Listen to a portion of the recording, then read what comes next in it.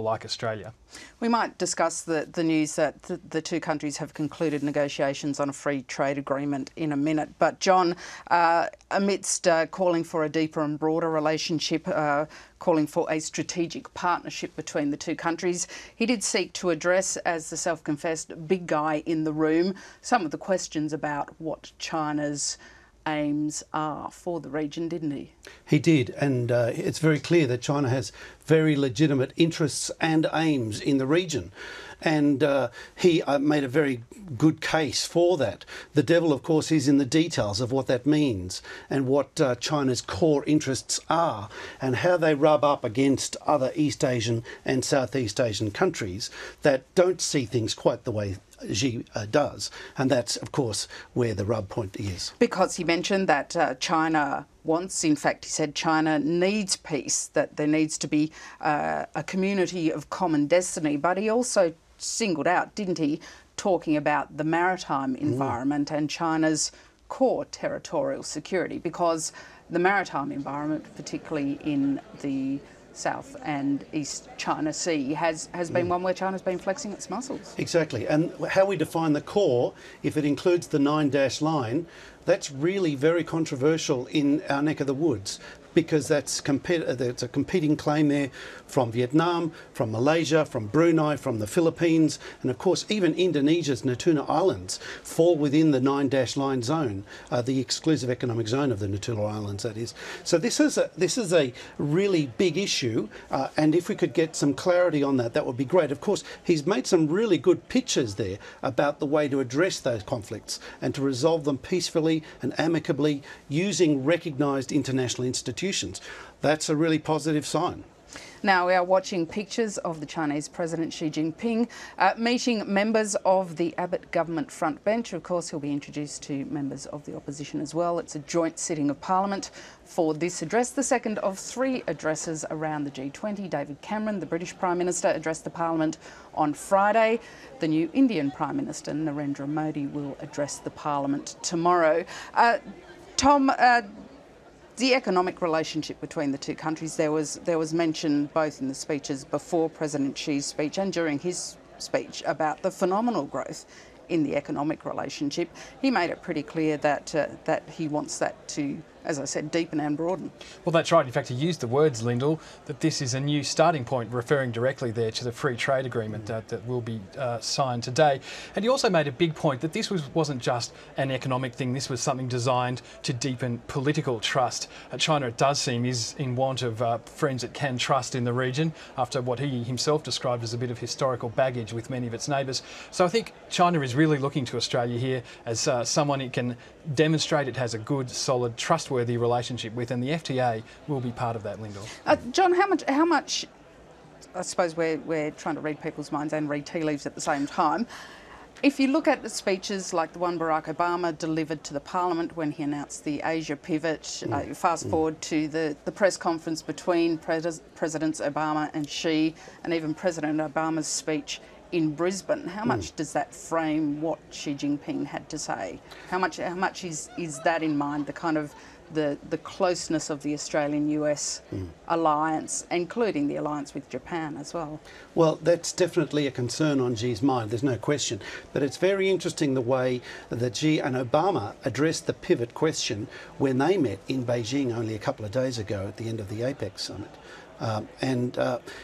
Was masterfully put, I thought, the way they both addressed this concern and both tried to put this question of how America re-engages in Asia and how China works with the United States in an accommodative manner to find some kind of resolution that isn't about armed conflict. And I think we saw both at that presentation in Beijing and in the remarks today from Xi, some pretty optimistic paths that can be explored for that enhanced strategic partnership, if you like. In fact, there were echoes of what the two presidents talked about in Beijing in this speech, talking about ways to resolve differences, although it seemed to be a kind of broader framework in the discussions between the US and China president. Absolutely. Probably because they have more differences they have to resolve. Indeed, and it's interesting because there are so many issues to resolve. but there, you know, depending if we see China follow through on the rhetoric we've seen from Xi, and if we see President Obama able to wield the kind of influence he talked about wielding in Beijing, then, you know, we're looking to a very rosy future. Of course, the devil is in the details, and the fact is that the situation in Washington is not that clear cut. Obama doesn't have the control we'd all kind of like him to have, and it's not at all clear that Xi is in a position to just be all rosy all the time in terms of its engagement, not just with Australia, but other countries in East Asia and Southeast Asia. China's got some interests that involve some application of force in a very carefully calibrated way that echo the remarks of Sun Tzu, the famous Chinese strategist, you know, that talked about the acme of skill is in convincing or defeating your adversary without fighting. And we're seeing that in today's presentation, in the rhetoric, and in a way that I think, you know, maybe we can all swallow. Now, we're seeing President Xi meet members of the Labor Party. Tom, his address started out with saying some very nice things about Australia, its role in the international community, the way it handled the presidency of the G20. How do you think China does see Australia in reality? Well, I think it is true that Australia doesn't have the sort of baggage that many of China's neighbours do.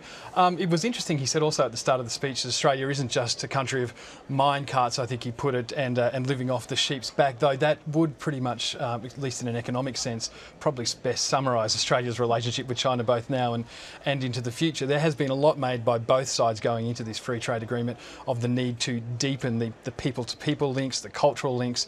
I think Australia and China don't understand each other particularly well at this stage at that level. If that is something that can be achieved, I think that would be great.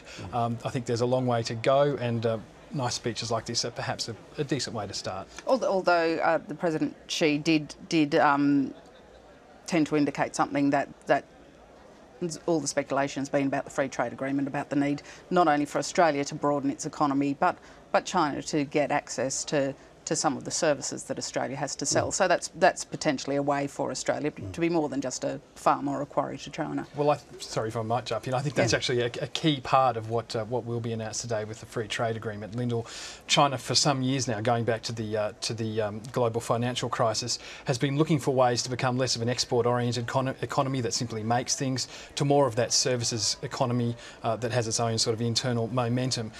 Certainly that is something that I think you will hear later today, the government saying drove China's side of the free trade agreement, and certainly from China's point of view is a way of stabilising not just their economy but also their society that has some major rifts in it at the moment. Because John, he singled out talking about developing Australia's north and China's west. So he's got some big internal development tasks ahead. And Australia's got the appetite for that too as well. And so there's plenty of scope for that in Australia, as we know. And there's, with the details yet to be confirmed of the free trade agreement, it looks likely that that's going to be facilitated. But it's interesting that he talked also about the Colombo plan and bolstering that and really buying in on that. And I think that's a very encouraging sign. That's something that I think most Australians can get their heads around. It's something that can actually really make a significant difference in terms of us as Australians coming to just build that personal tie that he talked about, that trust. And he talked about trust being something that is significant for investment as well. We saw that in a couple of the aspects of the various speeches. And I think that's really something that is a very positive dimension of this whole visit and this speech and the free trade agreement that's about to be announced, it appears. These are really pretty positive news stories that we can all be pretty happy about, while keeping our eyes open to the potential repercussions. If I can inject some reality, all the talk is, you know, it's very pleasant at the speech talking about the positive things. What I talked to about, Tom, about how China sees Australia. Does China see Australia as a kind of relatively non-threatening country with whom it can do business and can build from an economic partner into, as she said, a broader strategic partner? Well, I think there's some really good signs of that already, and we saw that the Prime Minister talked about the MH370 incident and the way a crisis, a calamity turned into an opportunity for engagement for Australia to work alongside China in areas that had previously been completely off limits in terms of sensitive maritime surveillance. We're seeing that in other fields as well. We're seeing that in fact happening with the United States with the Rim of the Pacific exercise as well. So my sense is that, you know, if China's got the will, Australia's got the way as well to go further in collaborative activities that will see China operating more closely with Australia, interacting more comprehensively across a range of fronts that will be complementary to its outreach to China, to the United States, and also might help diffuse some of the issues in Southeast Asia. Australia's got a role to play there. It's a very constructive role to play. You know, I think we have to wait and see how this is going to pan out.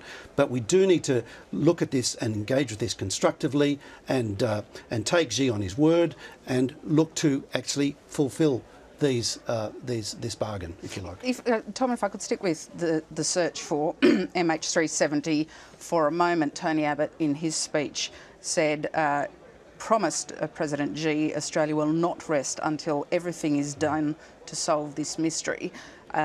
Now it is tragic what happened, but the way Australia handled it has won plaudits with China, hasn't it? It certainly has, though it's probably worth mentioning at this point, Lyndal, that when Tony Abbott was in China earlier this year, that was at the height of expectations that MH370 was going to be found. Now that subsequently, as we all know, did not happen. The search goes on. So look, it is a slightly vexed issue, I would think. Expectations were raised, but certainly I think what is key to it is the relationship between the Chinese people on the ground searching for the plane and the Australian personnel doing the same. That is a relationship deepening event. John, where are the dangers in Australia's relationship with China? Is the dangers in the relationship between the two countries or in the relationships Australia also has with the US and Japan, or are those concerns overblown? Well, look, there are concerns with the United States and Japan. There's no question, and they're obvious for all to see. I think there are also concerns with our Southeast Asian partners. They're the ones who actually have a direct stake in what China does and how it acts in terms of its negotiations with Indonesia, with Malaysia, Philippines and Vietnam. And I think there's a role that Australia can play, a constructive role, in light of what President Xi has been calling for Australia to actually be facilitating some engagement and some discussion and some peaceful negotiation to resolve some of these crises.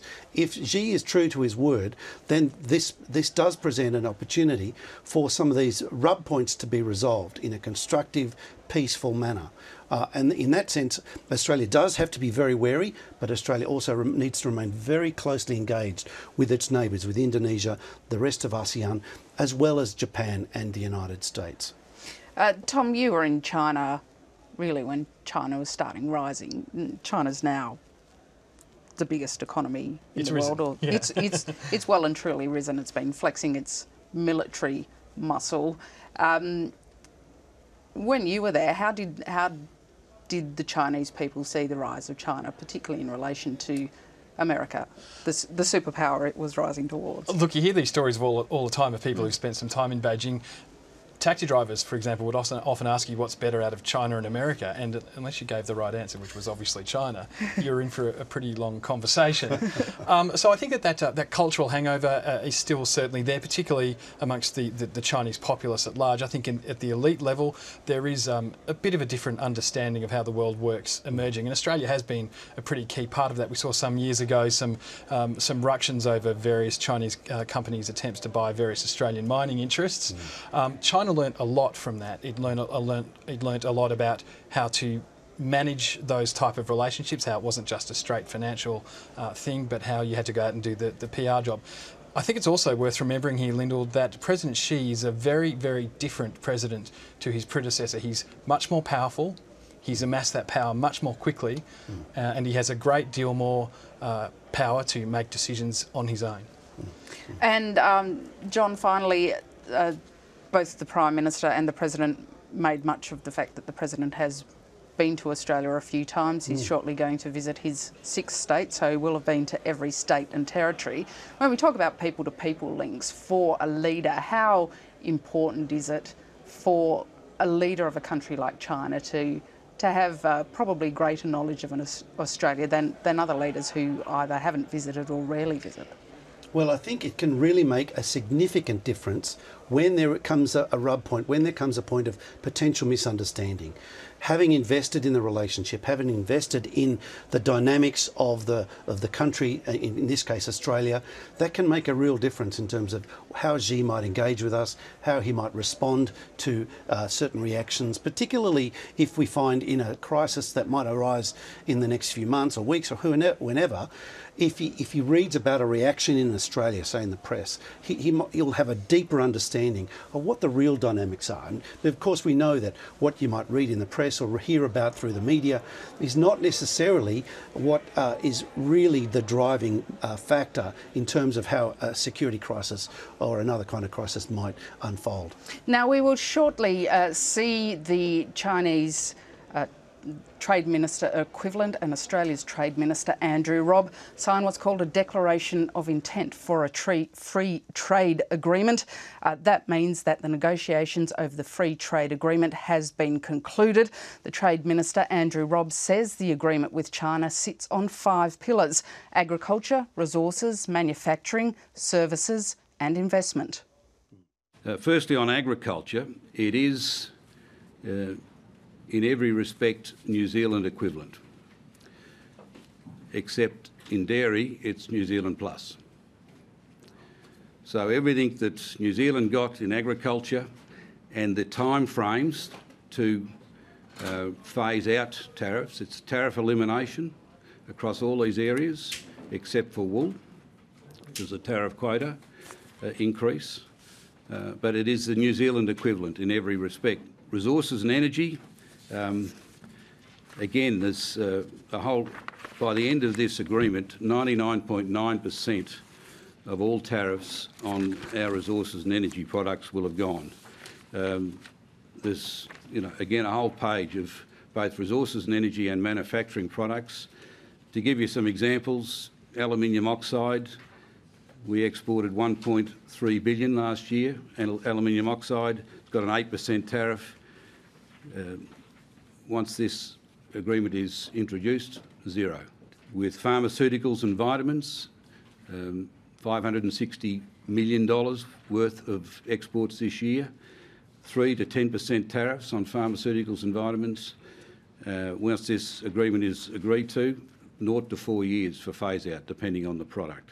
Manufacturing exports the same. By the time this is fully worked through, on all the tariff phasings, 99.9% of all tariffs will be gone in China against our manufactured exports. For services, this is the best ever that China has done by country mile. Now, the Trade Minister also said it's the most significant trade deal China has done with any developed country by a long shot. Tom Igulden, this is a comprehensive free trade deal, isn't it? It certainly is, Lyndal, and in fact it goes much further than many analysts had been expecting it to after all of these years of negotiations. As the Minister just mentioned there, particularly in the services area, and it's something we talked about a little bit earlier, the need for the Chinese economy to really get that internal momentum going and change the way it does business inside China. That is something that even the Trade Minister himself said that he didn't think was going to happen. It has happened, and that is as good a sign as any of how serious China is about building this relationship. Because on a whole range of things, tariffs will reduce, some of them over time. Tariffs on dairy products will move down within 4 to 11 years, but the Minister made the point that this is better than the deal New Zealand got. Tariffs on beef go down over 9 years. On horticulture product, most have gone within 4 years, and then it moves to services, and including some of the services that Australians will be able to open wholly owned Australian subsidiaries in areas like health and education. They won't need to conduct joint ventures with Chinese partners, which has for a long time been the way China does business, isn't it? That's right. It's the classic sign of a closed economy beginning to emerge into an open market. Now, one of the interesting things that Andrew Robb did say in that press conference, which you and I were actually at a little bit earlier today, Lyndal, if I can reveal that, is that he proposed to the Chinese that Australia become like a special economic zone. Now, that is a meaning-loaded term in China. Shenzhen, which is a city just adjoining Hong Kong, was opened by Deng Xiaoping in the 80s for precisely this purpose, which is to experiment in a new way of doing your economy. As soon as Andrew Robb made that point to the Chinese, according to him, that is the point at which their ears opened and they began to see the value of this trade deal. Because he portrayed Australia as kind of developed enough to offer a whole lot of services and training in those that China will need, but not big enough to disrupt their economy. That's exactly right, and that is the point with Australia. Had this been made with a bigger country, there might have been market moving and certainly some very upset people internally in China. This is a way to gently dip the toe into things like seeing how Western companies run hotels, as you said, seeing how Western companies do tourism operations in general, how they run nursing homes, schools, how they do education and all kinds of things. So I think that's something that's going to get a lot of attention over the next few days.